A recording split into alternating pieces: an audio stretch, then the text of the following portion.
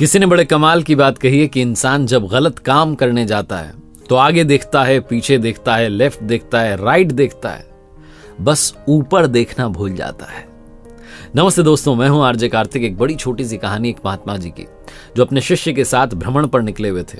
वे गांव से दूसरे गांव जाते, एक शहर से दूसरे शहर जाते, यही उनका रूटीन था। भ्रमण पर निकले हुए थे, जहां रुक जाते थे शाम में वहां प्रवचन करते थे, उससे ज्यादा बात नहीं करते थे, उन्हें शांत रहना पसंद था। उनका जो शिष्य था उसको दुनियादारी की बातों में बड़ा इंटरेस्ट था।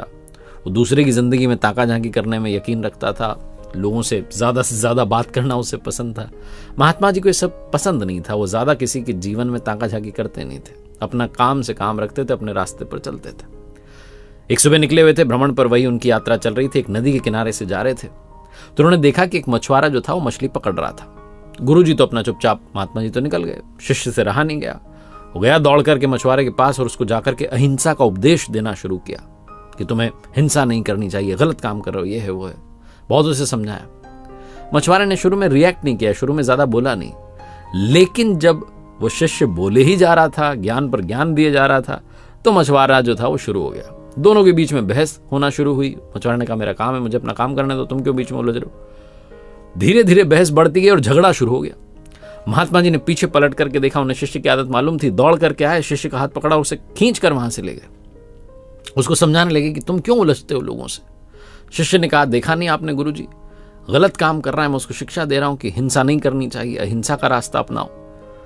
तो गुरुजी ने कहा अरे तुम उसे क्यों शिक्षा दे रहे हो, तुम उसे क्यों उसके पीछे पड़े हो। तो शिष्य ने कहा कि मुझे समझाना पड़ेगा, वरना उसे कोई दंड तो दे नहीं रहा है। यहाँ के महाराजा ने भी कोई प्रावधान नहीं रखा है कि ऐसे लोगों को दंड मिले। गुरुजी ने कहा यहाँ कोई किसी को दंड नहीं देगा, दंड तो वो देगा जिसको देना है, और तुम्हें दंड देने की जरूरत नहीं है, तुम्हें ज्यादा सोचने की जरूरत नहीं है। शिष्य ने कहा वो क्या दंड देगा।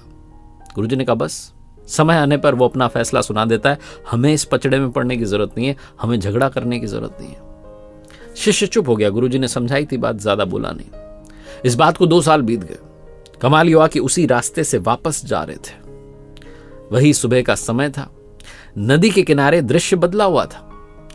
अब वो शिष्य देखता है कि वहां एक सांप जो है अपनी जान बचाने के लिए तड़प रहा है और चींटियां उसे नोच करके खा रही हैं। शिष्य से ये भी देख करके रहा नहीं, और दौड़ के गया सांप को बचाने के लिए। गुरुजी ने फिर से हाथ पकड़ लिया, बोले नहीं, जो हो रहा है होने दो। शिष्य ने कहा गजब करते हो, कोई हिंसा कर रहा है रोक रहा हूं तो मना कर रहे हो, किसी की जान बचा रहा हूं तो मना कर रहे हो। गुरुजी ने कहा मैंने कहा था ना वो अपना फैसला सुनाता है, उसे अपना फैसला सुनाने दो। तुम्हें याद है आज से 2 साल पहले यहीं से तो निकले थे। ये जो सांप है मछुआरा था, मछलियां पकड़ रहा था, वो मछलियां चींटियां बन चुकी हैं। मछुआरा मरने के बाद अगले जन्म में सांप बन चुका है, अपनी करनी का फल भोग रहा है। तुम उसे मत रोको, और अगर रोकोगे तो उसे फिर से जन्म लेना पड़ेगा ये कर्मों का फल भोगने के लिए। ये ऊपर वाले का न्याय है। बहुत छोटी सी कहानी जिसका सार ये कहता है कि अच्छा कर्म करेंगे अच्छा होता चला जाएगा, बुरा कर्म करेंगे बुरा होता चला जाएगा। याद रखिए आगे पीछे दाएं बाएं देखने की बात नहीं है, ऊपर वाले को भी देखने की बात है, क्योंकि वो सब कुछ देख रहा है, और जब उसका फैसला आता है तो फिर कोई कुछ कर नहीं पाता है। एक बार फिर से वही बात जो अक्सर आपसे कहता हूं, ऊपर वाले के आशीर्वाद, अपनी मेहनत, अपनों के प्यार के साथ कर दिखाओ को जैसा कि दुनिया करना चाहे आपके जैसा। देखते रहिए हर सोमवार सुबह 9:30 बजे मेरे साथ एक नई कहानी, और हर शुक्रवार सुबह 9:30 बजे लर्निंग सीरीज का एक नया वीडियो।